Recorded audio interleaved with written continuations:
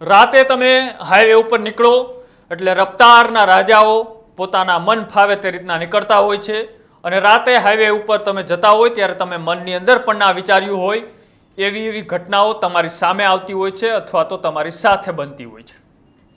કેમ કે હાઈવે ઉપર ના તો કોઈ પોલીસ હોય છે, ના તો કોઈ સીસીટીવી કેમેરા હોય છે તો માત્ર એ ચિકાર અંધારું હોય છે અને આ ચિકાર અંધારાનો લાભ લઈ કેટલાય લોકો લૂંટાતા હોય છે તો કેટલાય લોકો સાથે હત્યા જેવી ઘટનાઓ પણ આજ હાઈવે ઉપર બનતી હોય છે।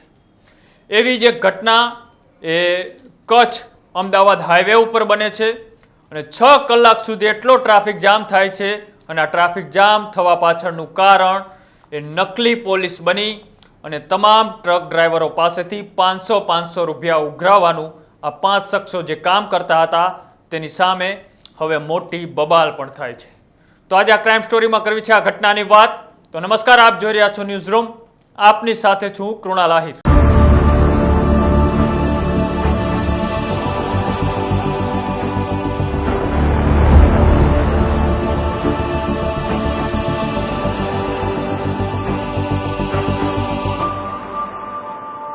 ગુજરાતનું મોરબી સિરામિક અને ઘડિયાળ ઉદ્યોગ માટે સમગ્ર દેશ અને દુનિયામાં જાણીતું છે। જ્યારે મોરબીને અડીને નીકળતો અમદાવાદ કચ્છ હાઈવે રોજના આમ તો હજારો વાહન અહીંયાથી નીકળતા હોય છે ત્યારે એટલે કે આજે વહેલી સવારે 5:30 ધાંગધ્રા હાઈવે પર આવેલા ટોલટેક્સ પર એ પોલીસ બનીને 500 રૂપિયા ઉઘરાવતી 5 લોકોની એક ટોળકી ઊભી હોય। આ ટોળકી જેટલા પણ ટ્રક અહીંયાથી નીકળે એ ટ્રક ડ્રાઈવરો પાસેથી 500 રૂપિયાની એ માંગ કરતા હોય છે પણ એક ટ્રક ડ્રાઈવર ઉપર આ રીતની માંગ કરવામાં આવે છે અને ટ્રક ડ્રાઈવર રોષે ભરાય અને તેમને સવાલો કરે છે અને સવાલો કરતા જ આ 5 લોકો તેમની સાથે મારામારી કરતા એક મોટી બબાલ પણ સર્જાય છે। જો કે રસ્તાઓ પરથી નીકળતા ટ્રક ડ્રાઈવરોને આ જાણ થાય છે અને અમદાવાદ કચ્છ હાઈવે પર કિલોમીટરો સુધીની એક લાંબી ખટારાઓની કતાર પણ લાગી ચૂકી હતી, જેમાં બંને રસ્તાઓ ઉપર આ લાંબી કતારો પણ હતી। ટોલ ટેક્સ પર લગભગ 500 લોકોનું ટોળું પણ આ જે દ્રશ્યો હતું એ જોઈ રહ્યું હતું પણ પોતપોતાની રીતે આ દ્રશ્યો જોઈ રહેલા હતા। જેમાં આ જે ઘટના બની હતી એ ઘટના હતી ઉદયપુરથી મોરબી ટ્રક લઈને આવેલા એક ડ્રાઈવરની અને ડ્રાઈવર પાસેથી જ્યારે પોલીસના નામે હપ્તા ઉઘરાવતા લોકો એ લાકડી વડે તૂટી પડે છે, તેમને ઈજાઓ પણ પહોંચાડે છે। આ દરમિયાન પોલીસની ઓળખ આપીને ઊભેલા એ શખ્સો ટ્રકના કાચ પણ ફોડી નાખે છે। ડ્રાઈવરને એ પોતાના ફોનની અંદર જે વિડીયો રેકોર્ડિંગ કરી રહ્યો હતો તેમની પાસેથી એ ફોન પણ આંચકી લેવામાં આવે છે અને બાદમાં એ બબાલ એ ઉગ્ર બનતી જાય છે અને પોલીસની ઓળખ આપી રહેલા શખ્સો ડ્રાઈવર અને ક્લિન્ડરને એટલો ઢોરમાર મારે છે અને ઢોરમાર મારીને ફરાર પણ થઈ જાય છે। જ્યારે આ જાણ ટ્રક ડ્રાઈવરોને માર માર્યાની એ તમામ આજુબાજુમાંથી નીકળતા ટ્રકોને અને તેમના ડ્રાઈવરોને ખબર પડે છે ત્યારે ડ્રાઈવરો પણ રોષે ભરાયેલા હોય છે અને ડ્રાઈવરોએ ટોલ ટેક્સની આજુબાજુના બંને રસ્તાઓ પર પોતાના ટ્રક ખડકી દે છે અને ચક્કા જામ કરે છે। હાઈવે પર પોતાના ટ્રકો મૂકી દેતા વાહનોની લાંબી કતારો પણ લાગી જાય છે અને જેની જાણ થતાં તાત્કાલિક ધોરણે ધાંગધ્રાના ડીવાયએસપી એવા જેડી પુરોહિત ત્યાંના પીઆઈ સહિતના પોલીસ કાફલાને લઈ એક ઘટના સ્થળ પર પહોંચે છે અને ઘટના સ્થળ પર પહોંચી અને ડીવાયએસપી જેડી પુરોહિતે શું કહ્યું આવો તે પણ સાંભળીએ। 3 કલાકથી સોલડી ટોલ ટેક્સ પાસે ટ્રક ચાલકોએ હાઈવે જામ કરેલો છે।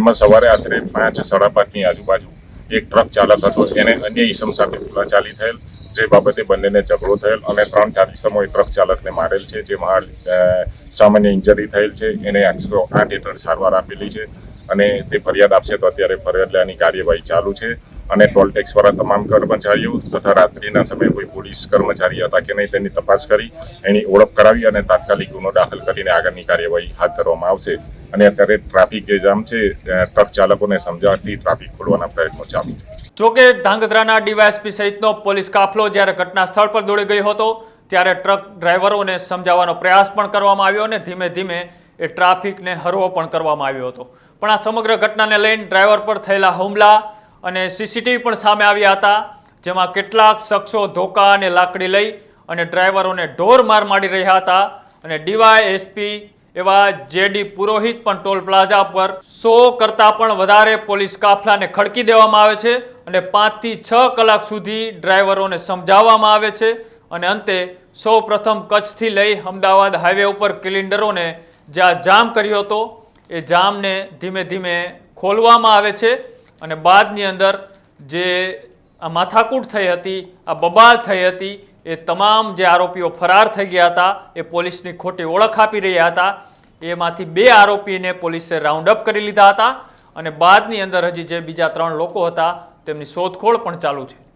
એટલા હાઈવે ઉપર અલગ અલગ રાજ્યોમાંથી ઘણા ટ્રક ડ્રાઈવરો એ અલગ અલગ દેશના વિસ્તારોની અંદર એ માલની હેરાફેરી કરતા હોય છે અને તે માલની હેરાફેરી કરતી વખતે અલગ અલગ જગ્યાએ તેમની સાથે કેટલીય ઘટના બનતી હોય છે.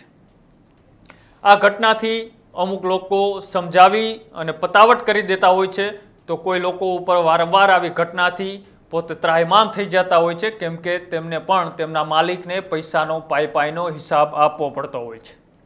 એને પણ કોઈ રૂપિયા ઝાડમાંથી નથી ઉગતા હોતા. એ પરસેવાની કમાઈ કરી અને હજારો કિલોમીટર સુધી આ ટ્રક દોડાવતા હોય છે. પોતાના પરિવારની પરવા કર્યા વગર પણ રોડ ઉપર રફતારમાં એ પોતાના જીવના જોખમે નીકળતા હોય છે. ત્યારે અનેક જગ્યાએ તેમને આવા લોકોનો ભેટો થતો હોય છે. ખોટી રીતે કોઈ હેરાન કરતું હોય, કોઈ ટાયરોની હવા કાઢી નાખે, કોઈ પંચર કરી નાખે, કોઈ ડીઝલ ચોરી કરી જાય, એને સુવામાં પણ જાગતી નીંદર કરવી પડતી હોય છે. તેને લઈ હવે આ ટ્રક ડ્રાઈવરોની જિંદગી આવી છે.